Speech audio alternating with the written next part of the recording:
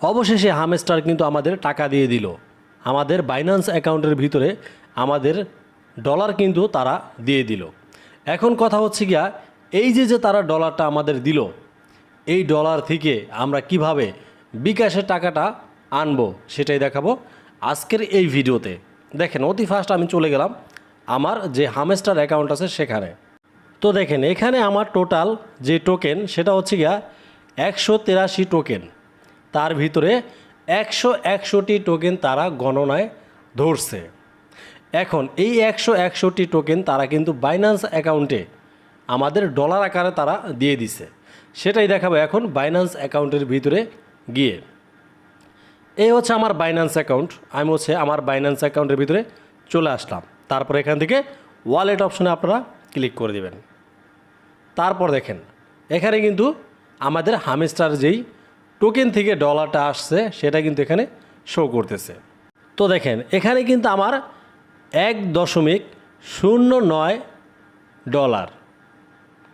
তো এখানে আপনারা অনেকেই কিন্তু এখানে আইসা ডলারটা পাবেন না। সেই ক্ষেত্রে আপনাদের উপর থেকে সফট এখানে চলে যেতে হবে। যাওয়ার পরে দেখেন, এখানে কিন্তু আমাদের হামস্টারটা একদম অতি ফাস্ট শো করতেছে। এমনকি উপরে আমাদের যে ইউএসডি ডলারটা সেটা কিন্তু শো করতেছে ভাই। তো আমি যেভাবে দেখাইলাম এইভাবেই কিন্তু আপনারা সবাই আপনাদের টোকেনের ডলারটা আপনারা দেখতে পারবেন বাইন্যান্সের ভিতরে গিয়ে। এখন কথা হচ্ছে, এই যে আমাদের ডলারটা 161টি টোকেনে 1.09 ডলার পেলাম, এটাকে আমরা বিকাশে কিভাবে টাকাটা আনব সেটার জন্য অতি ফাস্ট এখানে এই যে ট্রেড লেখাটা পাইতেছেন আপনারা এখানে ক্লিক করে দেবেন। তারপর আপনারা যেহেতু এটাকে সেল করবেন, আপনারা এই ডলারটাকে হচ্ছে কী করবেন, সেল করবেন। সেই ক্ষেত্রে আমরা এখানে সেলের উপরে ক্লিক করে দিলাম। তারপর উপরে দেখেন এখানে আছে আমাদের লিমিট। এই লিমিটটাকে আপনারা মার্কেট করে দিবেন, ঠিক আছে। তারপর এখান থেকে আপনারা কত টোকেন বিক্রি করতে চান সেই টোকেনটা আপনারা এখানে লিখে দিবেন। তো আমি হচ্ছে কি 100 টোকেন লিখে দিলাম। তারপরে এখানে নিচে আছে আমাদের দেখেন সেল বিটিসি। আমরা সেল বিটিসিতে ক্লিক করে দিলাম। এখান থেকে P2P ট্রেন্ডিং এই অপশনের উপরে ক্লিক করে দেবেন।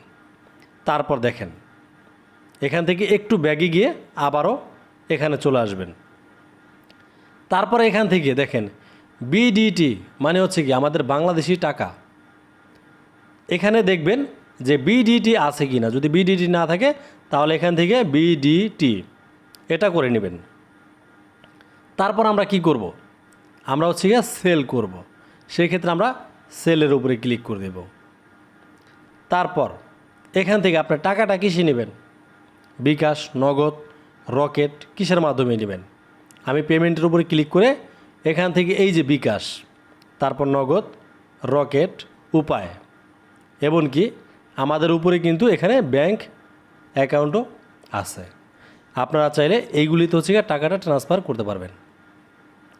সেই ক্ষেত্রে এখানে আপনারা যে ডলারটা সেল দিবেন সেই ডলারটা আসলে কি, এখানে দেখেন আমাদের কিন্তু বিটিসি আছে বাম পাশে।